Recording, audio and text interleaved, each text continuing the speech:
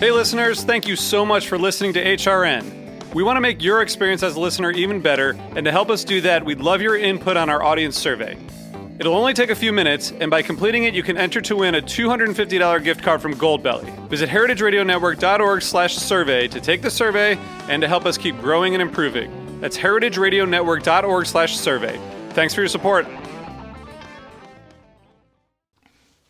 Hey listeners, Taylor here.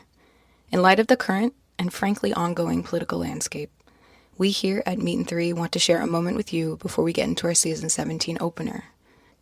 A moment to take a deep breath together and acknowledge and stand in solidarity with communities across the country and the world that are being attacked not only by hateful rhetoric, but by harmful policymaking. While it's easy to give into fear and isolation, we want to encourage you to find strength in those around you and to join together in resistance not only to survive, but to thrive. Our greatest strength is our love for each other and our ability to come together in the face of fascism. Meet us in the margins. And please, rest. We have joy, we have community, and we will always have tomorrow. Together. With love, the Meet and Three community. You're listening to Heritage Radio Network.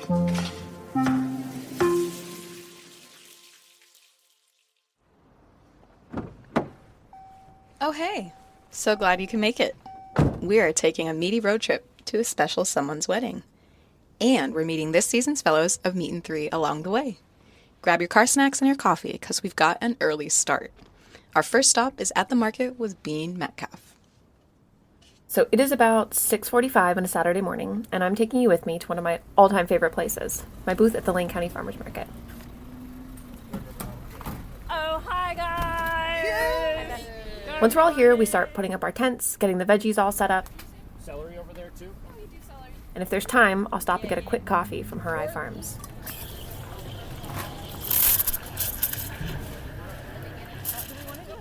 And then it's time to start selling.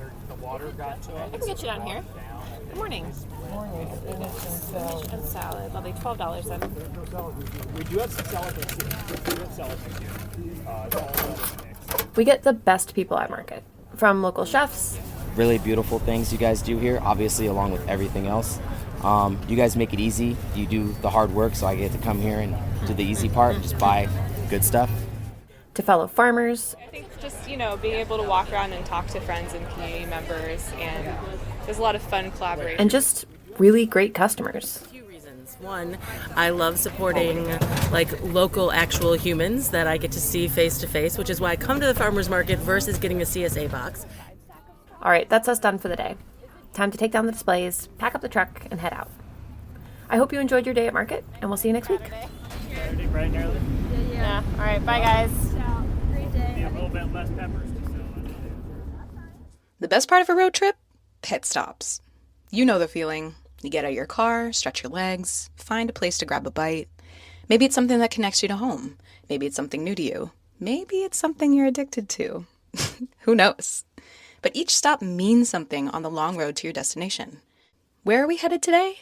Well, we're sharing all the places we call home while we make our way to a wedding in Vegas. Instead of a meat and three sides, we have 10 tasty morsels from our team across North America and the places they love on the road trip of life. So get in, loser. We're going road tripping. Meet and Three. Meet and Three. Meet and Three. One meat, three sides. Food, news, and storytelling. A square meal for your ears. Meet and Three.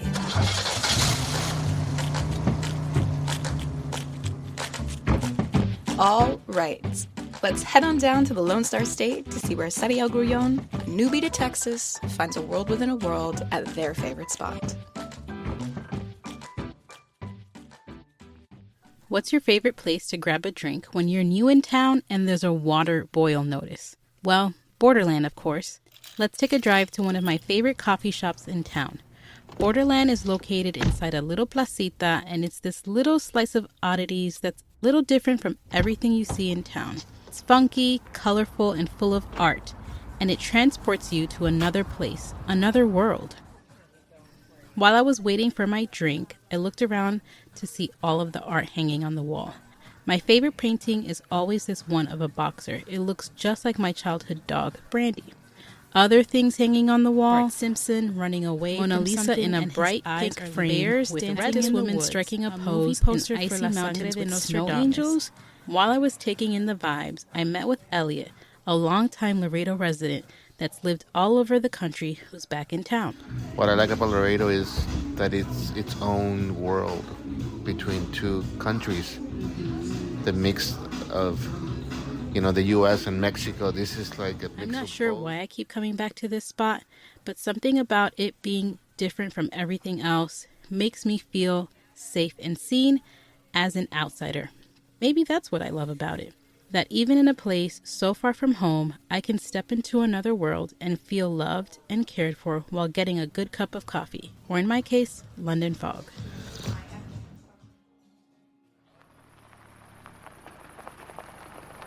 Next up, grab a seat and relax as Maya Okindo takes us on a nostalgic walk through the woods of Delaware. This is Glasgow Regional Park. Every week throughout the summer and fall, I grew up walking through these trails with my mom and two sisters. At some point we stopped, but 2 weeks ago my mom and I restarted this ritual. We walked for 2.5 miles. This time we got a little bit lost while chatting.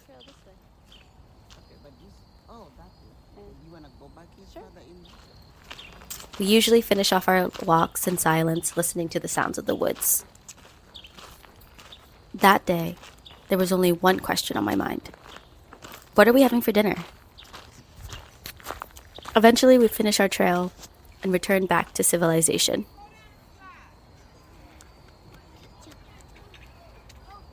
Before heading home, we walk down the promenade, where my mom always reminds me to slow down. Your time of running ahead of me is over. You will promenade with me. This is not a path that is meant for rushing, okay? Okay. As we head home, my mom and I decide that some arepas with black beans, sweet plantains, and crispy pork belly would be a good way to end this day.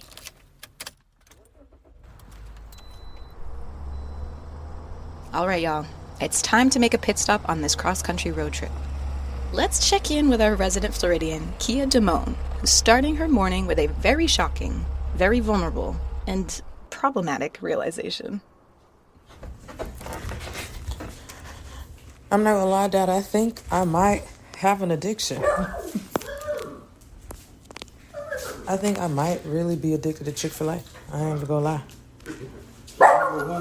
It's better than drugs. It's better than drugs, but still. It's the chicken filo. Come on, ugly dog. Oh, Nico. Move! Okay. You set me here. That's true, but...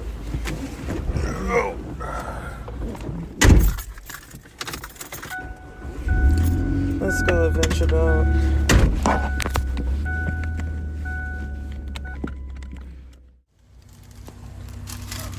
Thank you. Thank you. What is You it? order fruit? Nope. Wait, is this show? What, hash brown? There's fruit in here. Oh, is the fruit extra? Oh, I guess so. Thank you. Well, I'll take it. Yeah. Sausage biscuit? No! Oh. That's a chicken biscuit. Whew, I was about to be so mad. Nico, get out of here. Oh, so you know how they put the yogurt in this bag too, right? And I was like, oh, free yogurt, whatever, I'll take it. Somebody else order? No, but then I looked at the package and it said sausage biscuit. And I said, ah! And then I opened it up. I said, okay. Oh. I was like, don't do this to me, man. Next up, our executive producer and my co-host H. Conley takes us to buy Betty's Tamales. As an American living in Berlin, one of the things my friend Duncan misses most is Mexican food. So when he came to stay with me in New York, I had to take him to get some tamales from Betty. She's not always there, especially if it's raining, but it was a bright, sunny, 75-degree day in October, so I was hoping against hope I would find her. But when we were walking through the market, I didn't see her in her usual spot. I was telling him to keep an eye out for a small woman with a metal grocery cart when Betty walked right past us. Oh, hey. Morning. Hi, I was just coming to look for you. Yay. We followed her to her cart in a different spot than usual and got 2 cheese tamales and some salsa verde. 2 cheese? Perfect timing. We went home to eat out on my patio, as in my fire escape. To the patio.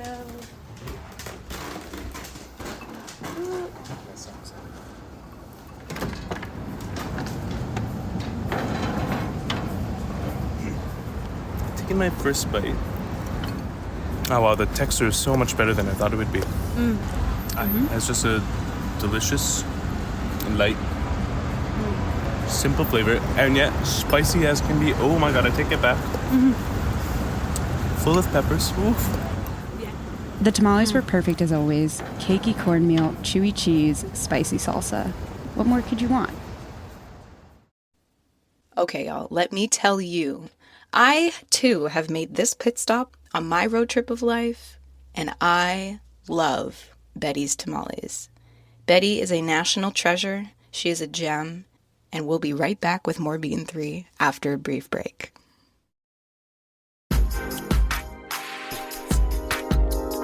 Whether you're a chef or just love going to restaurants, you know the best ingredients are everything, especially when it comes to beef. In Northern Australia, there's a different approach to raising high-quality beef. Westholme, based in Queensland and Northern Territory, is working with the land to create nature-led Australian Wagyu. They steward 16 million acres of rangeland, guided by their natural ecosystem, and are led by a belief that if they balance the needs of their cattle with the needs of their environment, both can thrive. Their team of rangeland experts and nature managers use a variety of tools like satellites that assess grass health and on-the-ground research to monitor and respond to the welfare of the environment. These cows graze on native grasses like Mitchell grass, which is only found in Australia, along with dozens of other plants, herbs, and seasonal legumes. Cattle are happier when they have the freedom to forage and explore, so Westholme ensures they can roam wild, foraging at will for the first 2 to 3 years of their lives. The result is high-quality Wagyu beef that reflects the terroir of Northern Australia and a flavor suited to complement any cuisine. Westholme believes that when nature leads, flavor follows. Learn more at westholme.com. Welcome back to Meatin' 3. For our second stop in the Big Apple, Taylor Graham takes us to our favorite pizzeria in the city, which used to be known for its iconic dollar pizza slice. Its pricing may have gone up by 50%, but its deliciousness remains the same. Let's take a subway ride to my favorite pizzeria in New York City, Two Bros Pizza, famously known for serving what used to be their $1 pizza slice. As you approach the corner where Two Bros Pizza resides, you're immediately greeted with the hustle and bustle of pizza pans going in and out the oven and hungry customers looking to grab a quick bite.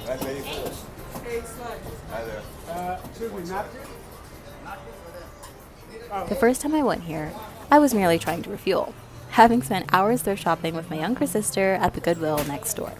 After sifting through what felt like an endless sea of clothing racks, we decided that $1 pizza was exactly what we needed.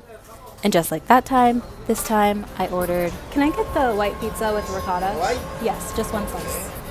As someone who avoids tomatoes when possible, a good white pizza is greatly appreciated.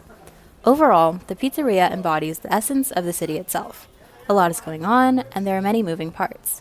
And because the building's doors are left wide open, even when you step inside, you are still subject to the New York City soundscape. Plus, the service is fast and efficient, leaving the customer with only one decision to make. What do you guys want to order? Regardless of your topping preferences, I've found that their slices, now priced at $1.50, always deliver. Get your popcorn ready. We're headed to the movies with Hugh Huen for the screening of our food documentary, Rice and Grits, at NYU. Hey everyone! So I am sitting in a movie theater at NYU for the screening of my short documentary, Rice and Grits. The film is a love letter to my mother and how her cooking mixes our Vietnamese heritage with soul food. Oh, it looks like it's about to start, so I will see you guys afterwards. Qua đây thì mẹ phải đổi cái tên là Nga Thị Lý, chứ không có lấy tên Bỉ. Thì lúc đó nếu mà mới kêu được cái tiếng mẹ ơi nè, thì nó nói chắc là mẹ đi làm được, thành ra mẹ đi làm. Wow, I am craving a bowl of rice with some of her collard greens and neck bones right now. Oh my God, that was so cool to see Grandma on the screen. She's so funny. Everybody was laughing the whole time. And I'm here with my nephew, and I'm so glad he got to see it too. It was very touching, and it felt very personal to watch them cooking together. And I'm really happy I get to share our story with some friends. It is a thrilling documentary that one should watch and gain insight of Vietnamese culture in Georgia. This really is a full circle moment for me. I remember I was sitting right here and wishing to have a film screen at this festival. So this is a sign for all of you guys out there to just keep pursuing your dreams, because it will happen. Next up, we are heading from a dazzling night in New York City to the cozy lakefront of Chicago. Ash Tyler takes us to her favorite place to enjoy a meal and her community in Hyde Park. Grab a jacket and your picnic blanket. I hear it's a beautiful night. I've got my dinner packed, and we've got to get there before it gets dark. Let's go. After about 20 minutes or so of walking/jogging, we have finally made it to Promontory Point. This is a Chicago landmark that continues to charm locals and tourists. I love the Point. I think it's a very special place. It's beautiful. The Point is part of Burnham Park, and it's a peninsula that goes out into Lake Michigan. I love to walk out here, to paddleboard, have parties, and to bring my meals. And I know that I'm not the only one. I love the community that's out here. I love the camaraderie that is expressed, and it's an awesome space to share. You can basically see the peacefulness of the lake and the city view. In April 2023, the Point was officially named a Chicago landmark, with ongoing conservation efforts to preserve this nearly 100-year-old space. Cultural, historical place here in Hyde Park, where many generations have celebrated. Tonight is actually the supermoon. People are perched on rocks and bundled up to protect themselves from the wind, and are holding parties, all with cameras looking up at the sky. It just doesn't get any better than this. Whether it's someone's first or 50th time coming to the Point, I'm so glad that I get to share this space with them. Now, I can't wait any longer. My pozole smells delicious, and it's about to get cold, so I've got to eat.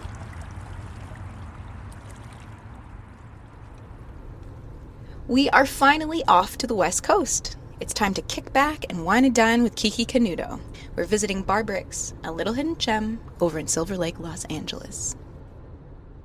Date night is one of my favorite nights, and tonight we're going to Bar Bricks in Silver Lake. Hello. How are you? Good, how are you? Two? Just two. Okay. Where do you want to sit? Outside the bar. Yeah, bar looks like a vibe. We tried some delicious white wines. If you don't like it, I'm gonna cry. Just so you know. I don't like the orange. Do you like it? I don't dislike it.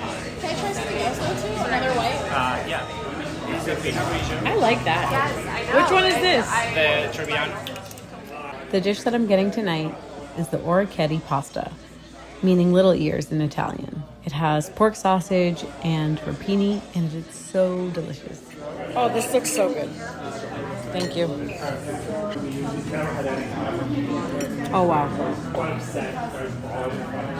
It's hot. That's very good. I like that. That's a lot. Want some more? Oh, Yeah. And of course, no dinner date is complete without dessert. Trader Joe's has a great apple blossom. It's really good. We are not going to Trader Joe's. I think we're going to Trader Joe's for dessert. Reluctantly, we ended up at Trader Joe's, and surprisingly, the apple blossom was actually pretty good. All in all, date night was a success.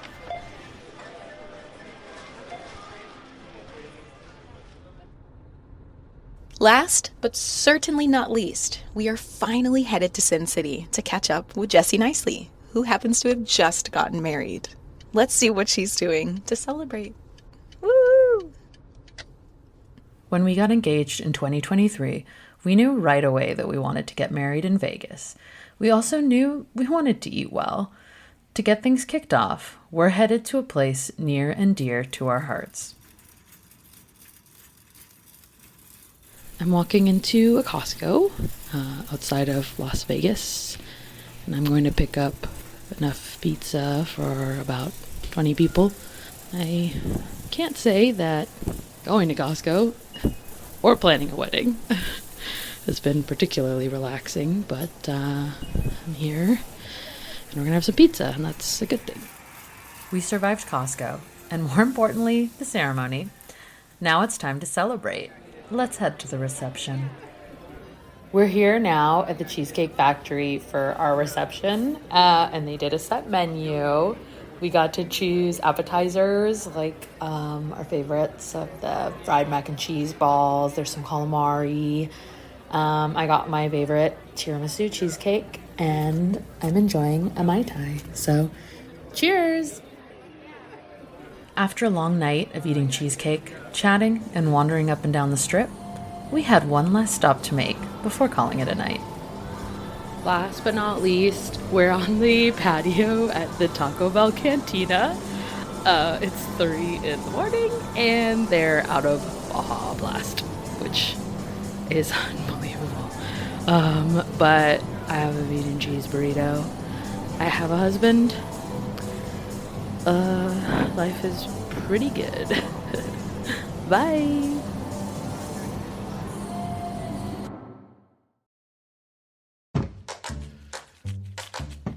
That's our road trip. Show. Thank you for listening. Learn more about the guests and topics we touched on this week by checking out our show notes. This episode of Meat and Three was deliciously served up by our whole team. Bean Metcalf, Sariel Grullon, Maya Okindo, Kia Damone, H. Conley, Taylor Graham, Hugh Quinn, Ash Tyler, Kiki Canuto, and Jessie Nicely. Our lead producers on this episode were Ash Tyler and Sariel Grullon, with support from Sam Girardi. Meat and Three is produced by H. Conley and me, Taylor Early. Our audio engineer for this episode was Sam Girardi. Our theme song was composed by Breakmaster Cylinder. This program is supported in part by public funds from the New York City Department of Cultural Affairs in partnership with the City Council. Meat and Three is powered by Simplecast. Meat and Three is a production of Heritage Radio Network, the world's pioneer food radio station. Learn more at heritageradionetwork.org and follow us at heritage_radio and at meaty.gram. And please stay in touch. Whether you have a story idea or would just like to say hey, write us at ideas@meatand3.nyc, and that's all spelled out.